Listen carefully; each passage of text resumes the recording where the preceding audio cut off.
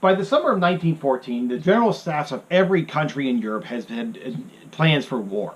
Every nation except for Britain had a universal conscription. So every European nation on the continent possessed a huge army and was prepared to use it.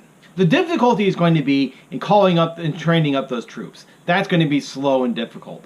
But the Europeans believe that the nation that mobilizes first will win the war.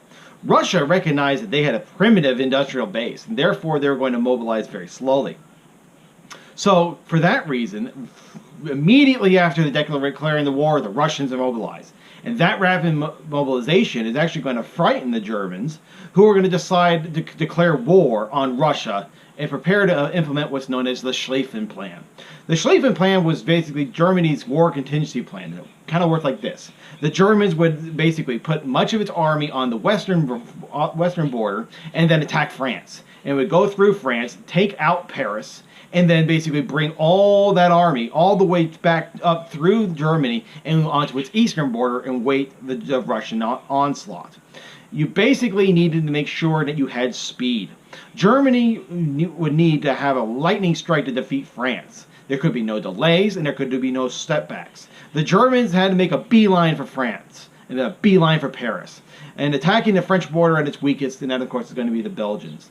Now the Belgians are a neutral power, but the Germans believe that if they applied enough pressure on it diplomatically, Belgium would allow mainly the German army to march through it and go to France. Unfortunately, the Belgians refused this, and so the plan is in place, and the Germans go through Belgium anyway.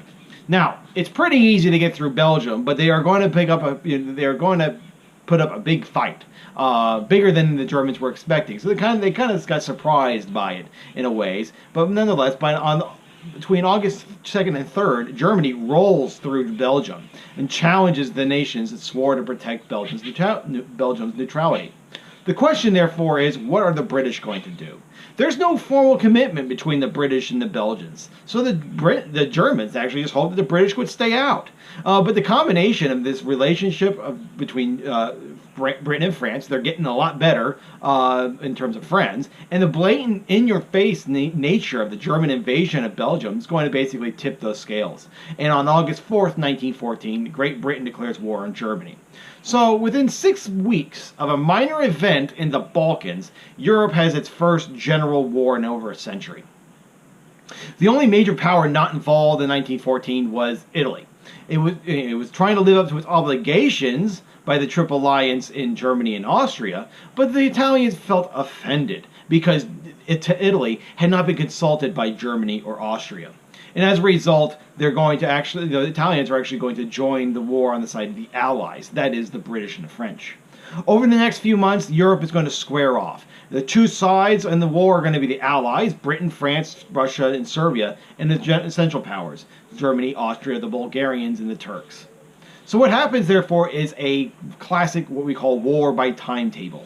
Once the plans are put into place by the various nations involved, other nations are going to automatically go where with good sense might have dictated a safer course of action. The Schlieffen Plan, as much as anything, made war inevitable once that first move was made. France was never really involved in the July crisis, but the German plan of war made war between Germany and France inevitable if Russia decides to move. And since Russia was obligated to protect Serbia, Russia would have to respond to Austria's government's hostility.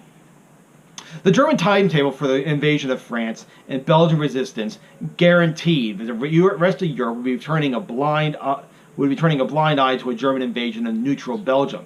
So a war that began as an attempt by Austria to teach Serbia a lesson that it's not nice to assassinate royalty would soon become a general European war.